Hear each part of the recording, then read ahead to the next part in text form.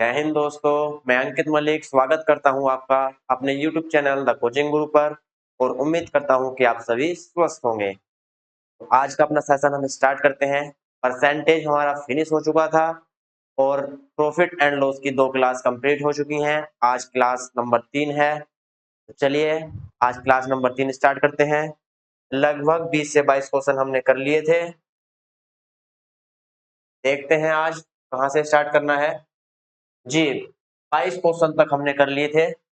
आज question number 23 से start करेंगे। चलिए स्टार्ट करते हैं। आज का क्वेश्चन है, एक व्यापारी ने 22.22% के लाभ पर एक वस्तु बेची। अगर इसने इसे 6.67% अधिक में खरीदा और 26 रुपए अधिक में बेचा तो इसे 20% का लाभ होगा। वस्तु का क्रय मूल्य क्या है? हमको वस्तु का क्रय मूल्य बताना है। जो व्यापारी है उसने जो वस्तु बेची है वो 22.22% के लाभ पर बेची है। अब कंडीशन ये है, यदि वह इसको 6.67% अधिक में खरीदता है और 26 रुपए अधिक में बेचता है तो व्यापारी को 20% का लाभ होता है। तो यहाँ पर जो वैल्यू है, वैल्यू टफ है थोड़ी। वैल्यू परसेंटेज में कैसी है? टफ है। ये दोनों वैल्यू टफ है और ये वैल्यू थोड़ी आसान है, लेकिन दो वैल्यू टफ है, एक वैल्यू आसान है। तो हम क्या करेंगे, इनको फ्रैक्शन में चेंज कर लेंगे। 22.22% का फ्रैक्शन कितना होता है? 2/9। और यहाँ से 6.67% का फ्रैक्शन कितना होता है? 1/15। और 1/5 सॉरी 20% का फ्रैक्शन कितना होगा?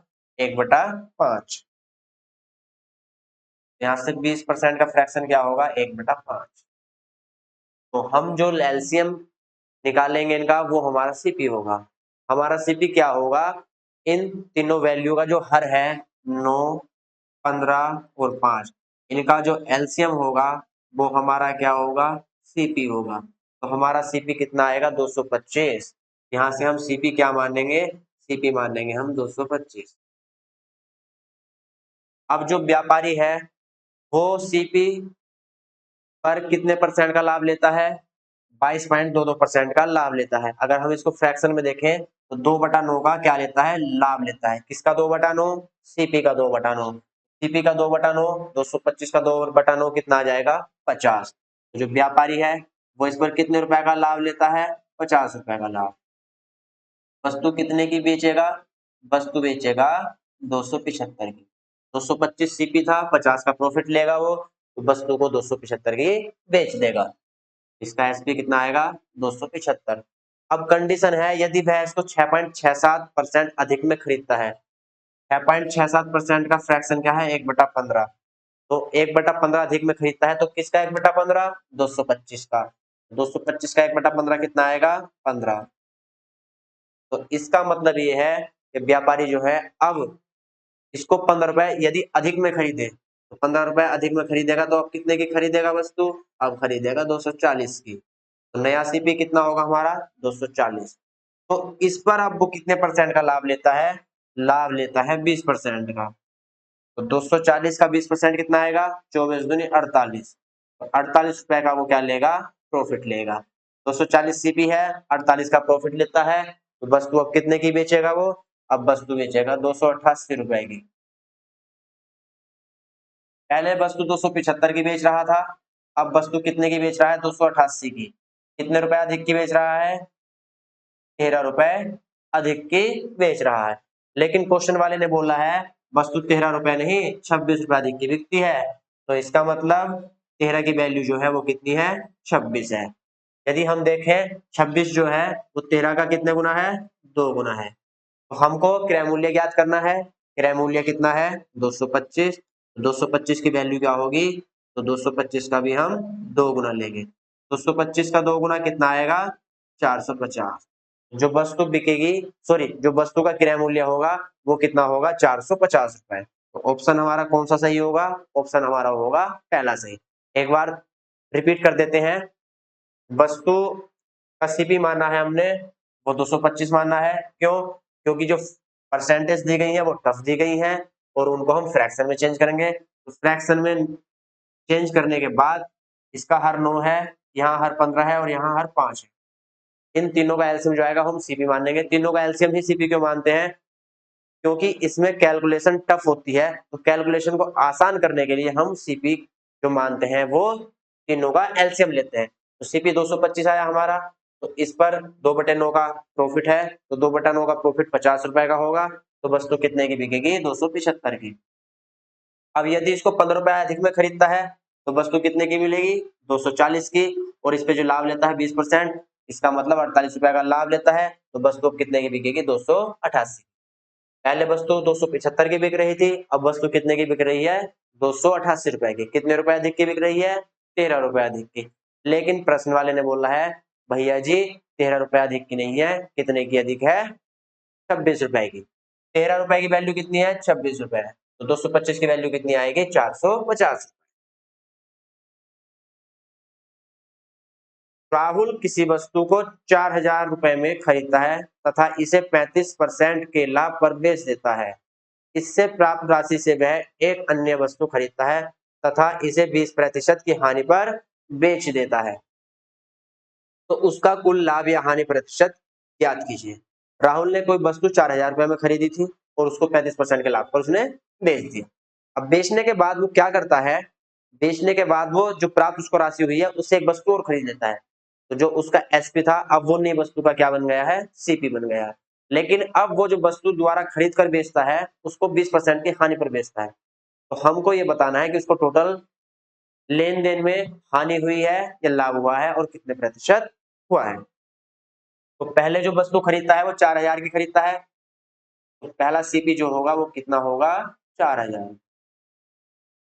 लेकिन 35% के लाभ पर बेच देता है, तो यदि हम 4000 का 35% निकालते हैं, 4000 का 35% होता है 7/20। एक जीरो से एक जीरो जाएगा और 2 से कितनी बार जाएगा? 200 बार। 7 दूनी 14। तो लाभ जो लेगा कितने का लेगा? 1400 रुपए का। 1400 रुपए का लाभ लेगा तो वस्तु कितने की बिकेगी? वस्तु बिकेगी 5400। जो एसपी होगा वो क्या होगा? 4500। अब राहुल को 4500 रुपए मिले, अब इससे वो क्या करता है? एक अन्य वस्तु खरीद लेता है, तो जब वो अन्य वस्तु खरीदेगा तो अब ये क्या बन जाएगा? दूसरी वस्तु का सीपी बन जाएगा।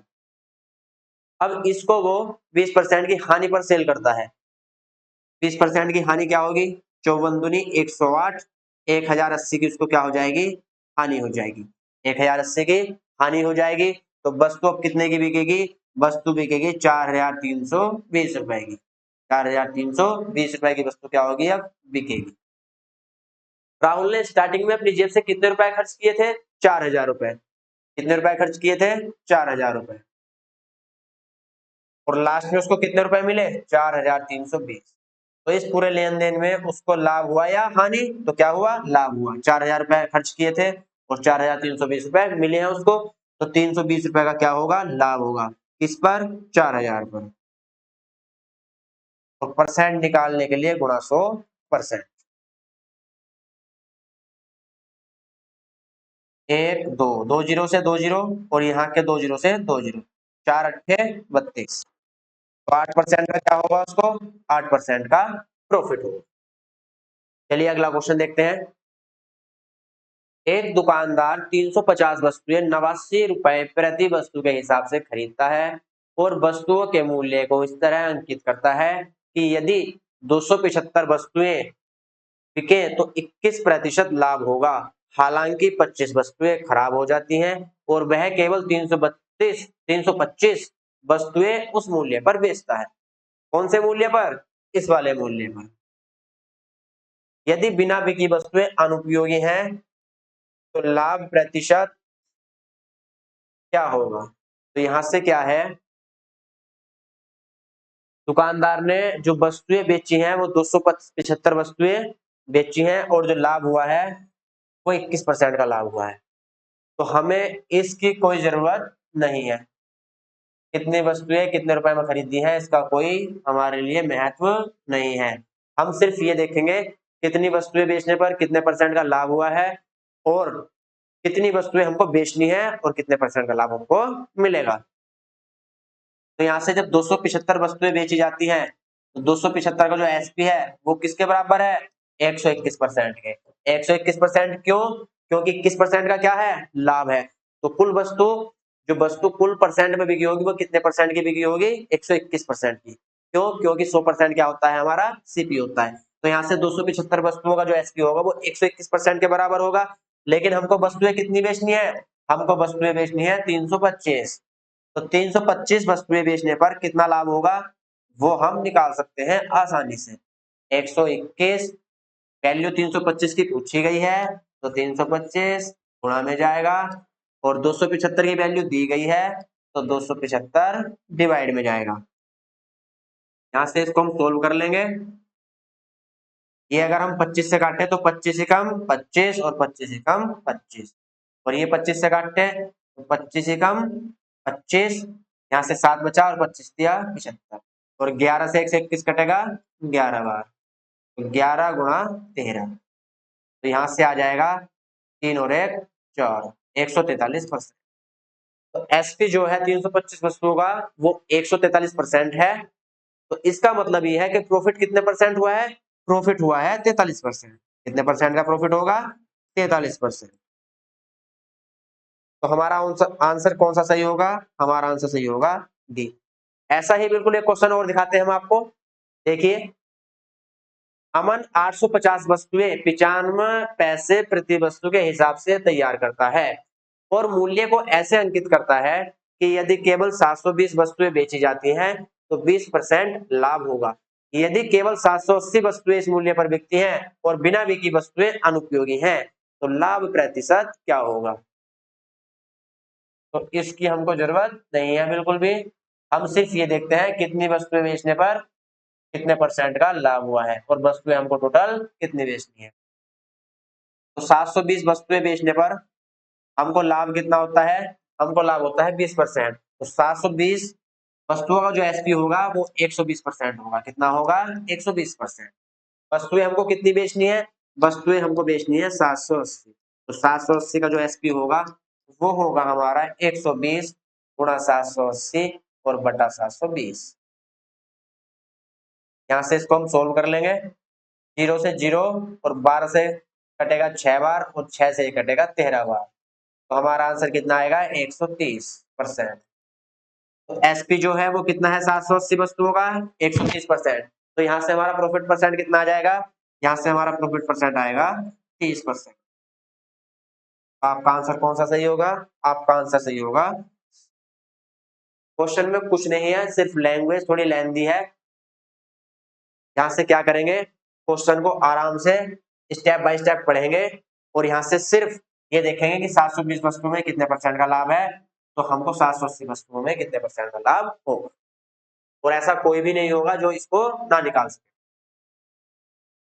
एक सब्जी विक्रेता 1 रुपए में 2 की दर से नींबू खरीदता है तथा 3 में 5 की दर से उन्हें बेचता है, उसका लाभ प्रतिशत कितना है। हम यहाँ से क्या करते हैं, जितनी वस्तु हम खरीदते हैं उतनी वस्तु ही हम बेचेंगे, तभी हमको पता चलेगा कि हमको लाभ हुआ है या हानि और कितने परसेंट का हुआ है। तो यहाँ से 1 रुपए में कितनी वस्तुएं खरीदता है, 2 वस्तुएं। तो यहाँ हम क्या लेंगे, यहाँ लेंगे हम वस्तु और यहाँ पर हम लेंगे कीमत, और यहाँ हमारा होगा सीपी और यहाँ हमारा होगा एसपी। तो जो हमारा सीपी है वो 2 वस्तु 1 रुपए में है, वस्तु कितनी है 2, कितने रुपए में 1 रुपए में।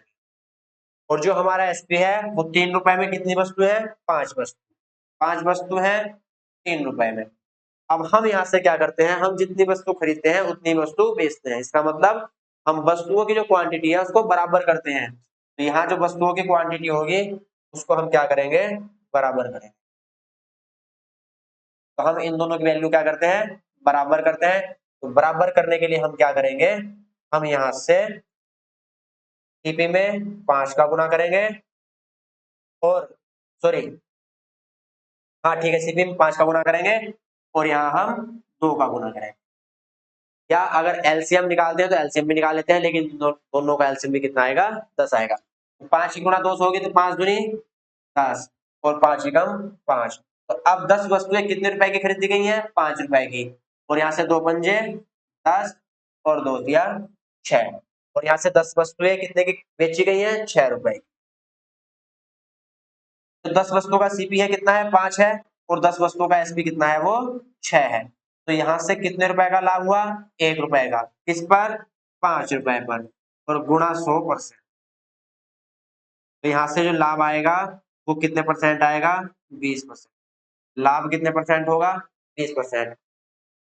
तो ये तो हमारा आसान भी ये तरीका है, और सब में क्या होगा? अप्लाई होगा। लेकिन हम एक इससे भी आसान शॉर्ट ट्रिक दिखाते हैं आपको, जिससे आप डायरेक्ट कर सकते हैं। यहाँ से 1 रुपए में कितनी वस्तु खरीदी जा रही है? 2 वस्तुएं। तो 2 वस्तुएं 1 रुपए में है, और 5 वस्तुएं 3 रुपए में है। इसको हम एक साइड नोट कर लेते हैं।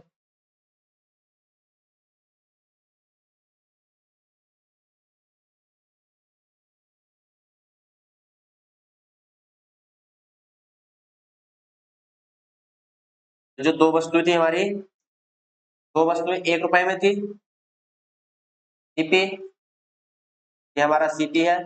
और यहाँ से 5 वस्तुएं 3 रुपए में थी, 5 वस्तुएं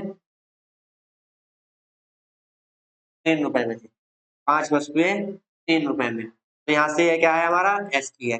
ये हमारी सीपी की वैल्यू है, और ये हमारी एसपी की वैल्यू है। अब हम यहाँ से क्या करते हैं? हम क्रॉस मल्टीप्लाई करते हैं। इसकी मल्टीप्लाई इसके साथ, और इसकी मल्टीप्लाई इसके साथ। और जिधर हमारे एरो है, एरो किधर है? इधर है। तो 5 गुणा 1 कहाँ लिखा जाएगा? 5 एकम 5, और 2 तिया 6। तो 5 जो आया वो हमारा सीपी आया, और 6 जो आया हमारा वो एसपी आया। 5 रुपए की वस्तु कितने रुपए में बेची गई? 6 रुपए में। कितने रुपए का लाभ हुआ? 1 रुपए का। किस पर? 5 पर, गुणा 100%। तो इसको हम डायरेक्ट भी कर सकते हैं।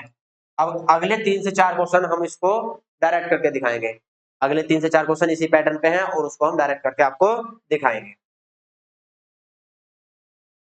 एक दुकानदार कुछ वस्तुएं 5 रुपए में 4 की दर से खरीदता है। 4 वस्तुएं कितने रुपए में खरीदता है? 5 रुपए में।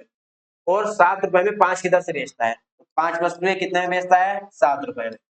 4 सत्ते 28, ये हमारा एसपी होगा, और 5 पंजे 25, ये हमारा सीपी होगा। तो 25 रुपए की वस्तु कितने में बेचता है? 28 रुपए में। कितने का लाभ होगा? 3 का। किस पर? 25 पर। और परसेंट निकालने के लिए गुणा 100%।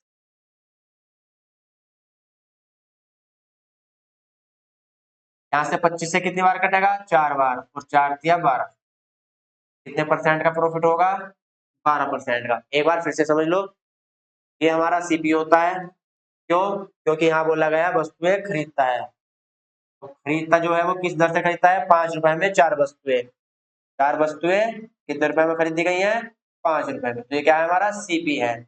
और वस्तुएं जो बेची गई हैं वो 7 रुपए में 5 वस्तुएं बेची गई हैं। तो 5 वस्तुएं कितने रुपए में बेची गई हैं? 7 रुपए में। तो ये हमारा क्या है? एसपी है। ये लाइन हमारी एसपी की है, और ये लाइन हमारी, सॉरी, ये लाइन हमारी सीपी की है, और ये लाइन हमारी एसपी की। 25 रुपए सीपी है, और 28 रुपए एसपी है। तो प्रॉफिट कितने का होगा? 3 रुपए का। किस पर? सीपी पर। और परसेंट निकालने के लिए गुणा 100%। एक फल विक्रेता कुछ संतरे 10 रुपए में 5 की दर से खरीदता है। 5 की दर से 10 रुपए में। इसका मतलब 5 वस्तुएं कितने में खरीदता है? 10 रुपए में।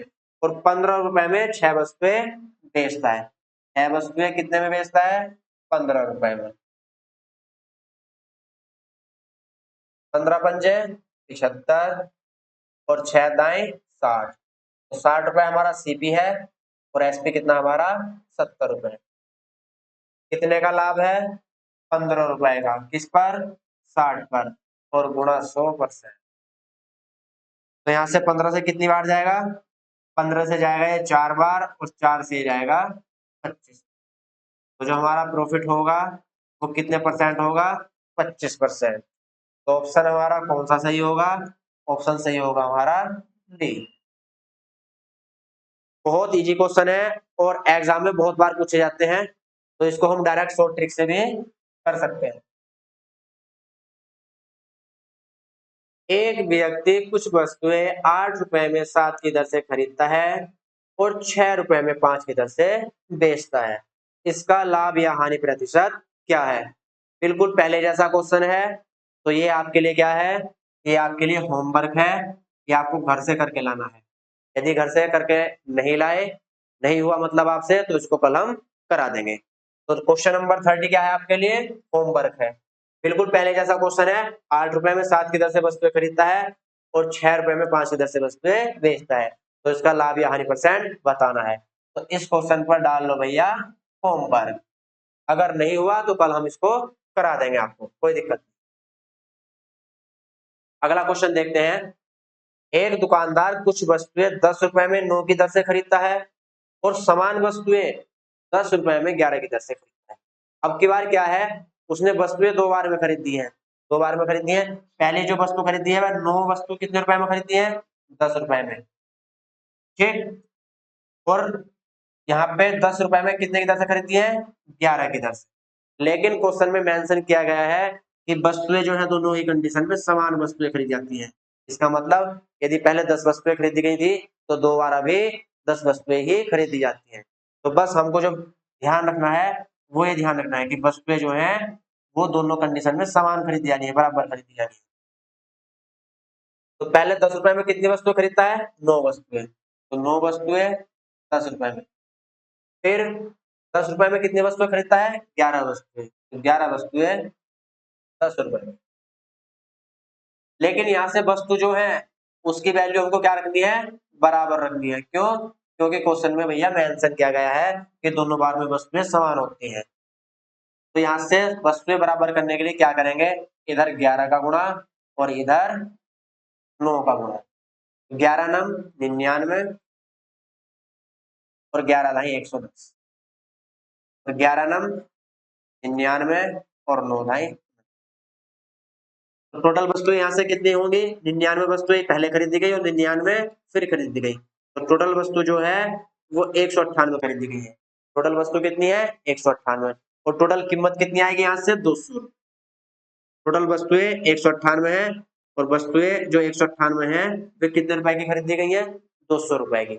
तो अब हमारा ये क्वेश्चन पहले वाला बन गया कि 200 रुपए में 198 की दर से क्या खरीदता है, वस्तु खरीदता है, और बेचता किस दर से है, 1 रुपए में 1 की दर से बेचता है। तो वस्तुएं 1 रुपए में 1 की दर से क्या करेगा, वो बेचेगा। अब हम इसको क्या कर सकते हैं, पहले के तरीके से ही डायरेक्ट कर सकते हैं। 198 गुणा 198 से होगी तो सॉरी 1 की गुणा 198 से होगी तो कितना आएगा, 198, और 1 की गुणा 2 से आएगी तो कितना होगा, 200। ये हमारा क्या है, सीपी है। ऊपर वाला जो होता है वो हमारा क्या होता है, सीपी। क्यों, क्योंकि ये वस्तु खरीदी गई थी और ये वाली कंडीशन क्या है, बेचने की है, तो ये क्या होगा, हमारा एसपी होगा। तो सीपी हमारा कितना है, 200 है, और एसपी हमारा कितना है, 198। तो अब की बार क्या होगी, अब की बार हानि होगी। क्यों, वस्तु ज्यादा रुपए में खरीदकर कम रुपए की बेची है तो क्या होगी, हानि होगी। तो कितने रुपए की हानि होगी, यहाँ से 2 रुपए की। किस पर, 200 पर, और परसेंट निकालने के लिए गुणा 100%। तो यहाँ से 2 से कितनी बार कटेगा, 100 बार, और ये 100 से कितनी बार कटेगा, एक बार। तो 1% की क्या होगी, हानि होगी, 1% की हानि होगी। तो ऑप्शन हमारा कौन सा सही होगा, ऑप्शन पहला क्या होगा हमारा करेक्ट। 250 केले बेचने पर एक फल विक्रेता को 50 किलो के विक्रय मूल्य के बराबर लाभ होता है, उसका लाभ प्रतिशत कितना है। एक फल विक्रेता है, वो 250 केले बेचता है, तो उसको ज्ञात होता है कि उसको 50 किलो के विक्रय मूल्य के बराबर लाभ हुआ है। इसका सीधा सीधा मतलब ये है कि 250 केले बेचने पर उसने 200 किलो में ही अपना सीपी कंप्लीट कर लिया। जो सीपी की कीमत थी वो उसने 200 किलो में ही कंप्लीट कर ली, और 50 केले जो है वो उसके क्या है, प्रॉफिट के हैं। तो यदि सीपी हमारा कितना है, 200 है,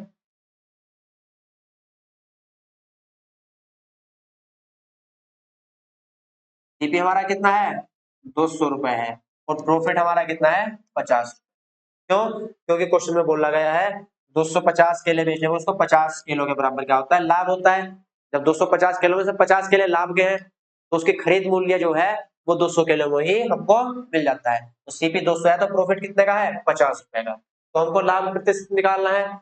लाभ प्रतिशत के लिए क्या करते हैं, लाभ बटा सीपी और गुणा 100%।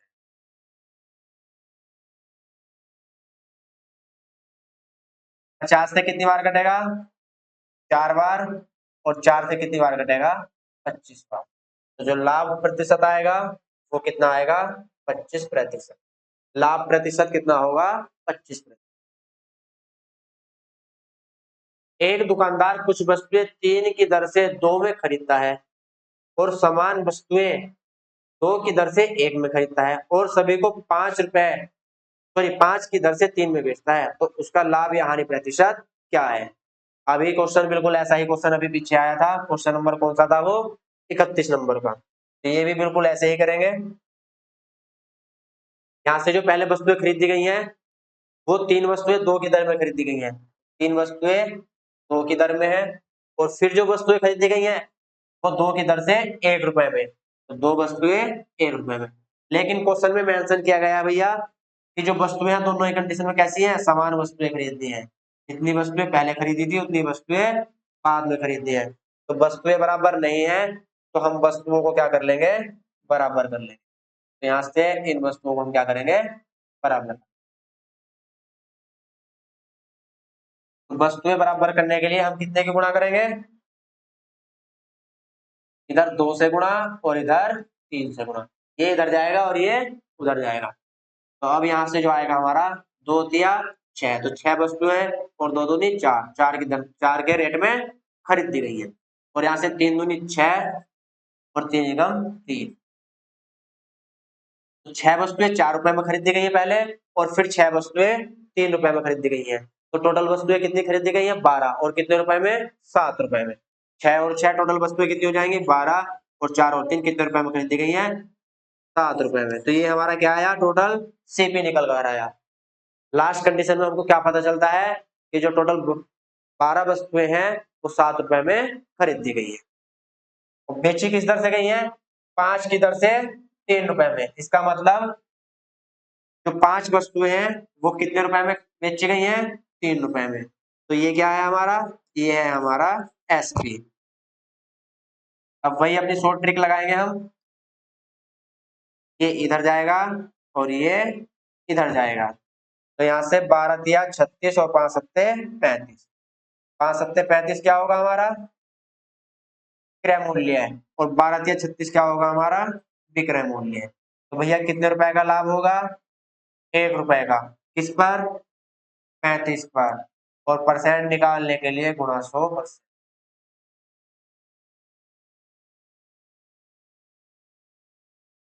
5 से जाएगा 7 बार और 5 से जाएगा 20 बार। 20 से कम 20/7। तो जो लाभ होगा वो कितने परसेंट का होगा? 20/7% का क्या होगा? लाभ होगा। तो ऑप्शन हमारा कौन सा सही होगा? ऑप्शन हमारा सही होगा सी।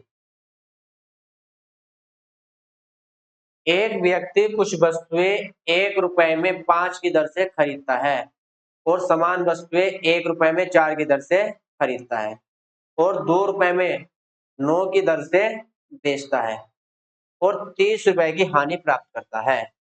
तो उसके द्वारा कितनी वस्तुएं बेची जाती हैं? अब की बार उसने हानि परसेंट दी है और पूछा गया है कि वस्तुएं उसने कितनी बेची हैं। तो यहाँ से बिल्कुल पहले की तरह करेंगे। यहाँ ध्यान रखना है जो दोनों ही कंडीशन में वस्तुएं खरीदी गई हैं वो समान मात्रा लेनी है, क्वांटिटी इक्वल लेनी है। तो पहले जो है 5 वस्तुएं 1 की दर से खरीदी गई हैं, 5 वस्तुएं और 1 रुपए में। और दूसरी कंडीशन में 4 वस्तुएं 1 रुपए में, 4 वस्तुएं 1 रुपए में। तो यहाँ से क्या करेंगे? वस्तुएं बराबर कर लेंगे। तो ये वाली वैल्यू हम क्या करेंगे? बराबर करेंगे। तो यहाँ से इधर 4 का गुणा होगा और इधर 5 का गुणा। तो ये वैल्यू वस्तु की क्या हो जाएंगे? बराबर। 4 पंजे 30 और 4 एकम 4 और 5 चौक 20 और 5 एकम 5। तो जो टोटल वस्तु है वो कितनी आ गई? 40। कितने रुपए में खरीदी गई है? 9 रुपए में। तो ये क्या है हमारा? सीपी है। अब एसपी जो है वो क्या है? वो है 2 रुपए में 9 की दर से बेचता है। तो 9 वस्तुएं कितने बेचता है? 2 रुपए में। तो अब यहाँ से क्या करना होता है? जितनी वस्तुएं हम खरीदते हैं उतनी ही वस्तु हम बेचते हैं। यहाँ डायरेक्ट शॉर्ट ट्रिक से नहीं करना है। क्यों? क्योंकि ये जो ट्रिक होती है हमारी, ये लाभ प्रतिशत या हानि प्रतिशत निकालने के लिए होती है, और हमको क्वेश्चन में लाभ या हानि प्रतिशत दिया गया है। ठीक, कितने रुपए की हानि होती है? 30 रुपए की, लेकिन हमको बताना है कि वस्तुएं कितनी बेची गई है। तो जो स्टार्टिंग में हमने फॉर्मूला यूज किया था वो ही हमको यूज करना है। यहाँ से हम क्या करेंगे, दोनों की वैल्यू बराबर करेंगे, जितनी वस्तुएं खरीदी हैं उतनी वस्तु बेचेंगे, तभी हमको क्या पता चलेगा, लाभ और हानि का हमको तभी पता चलेगा। तो 40 वस्तुएं जो खरीदी गई हैं और बेची कितनी गई हैं? 9 वस्तुएं। तो इनकी वैल्यू हम क्या करेंगे, इक्वल करेंगे। तो वैल्यू इक्वल करने के लिए इसमें 9 का गुना और इसमें 40 का, यहाँ लिख लेते हैं, या इसको थोड़ा ऊपर छोटा कर लो।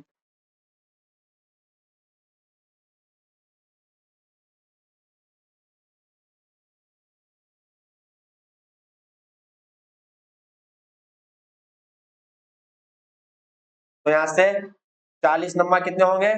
360। 360 वस्तुएं खरीदी गई हैं, कितने में खरीदी गई हैं? 9 नम 81 रुपए। एसपी 40 नंबर 360, तो 360 वस्तुएं कितने की बेची जाएंगी? 360 वस्तुएं बेची जाएंगी 40 दूनी 80 रुपए। वस्तुएं कितनी बेची गई हैं? 360, लेकिन खरीदी 81 रुपए में गई है और बेची 80 रुपए में गई है। तो यहाँ से जो हानि होगी वो कितने रुपए की होगी? 1 रुपए की हानि। कितनी वस्तुओं पर? 360 वस्तुओं पर। 1 रुपए की हानि जो है वो कितनी वस्तुओं पर है?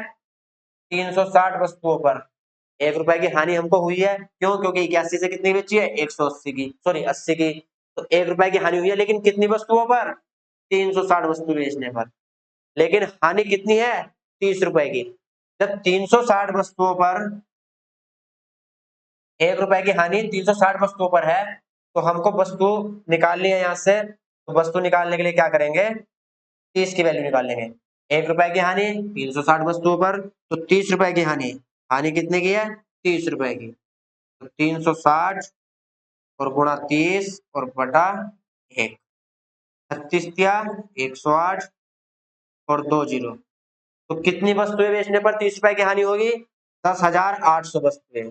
ऑप्शन कौन सा सही होगा? ऑप्शन सही होगा हमारा डी। तो आज आपकी सेवा यही समाप्त करते हैं, कल मिलते हैं नेक्स्ट क्लास में। तब तक के लिए जय हिंद, जय भारत।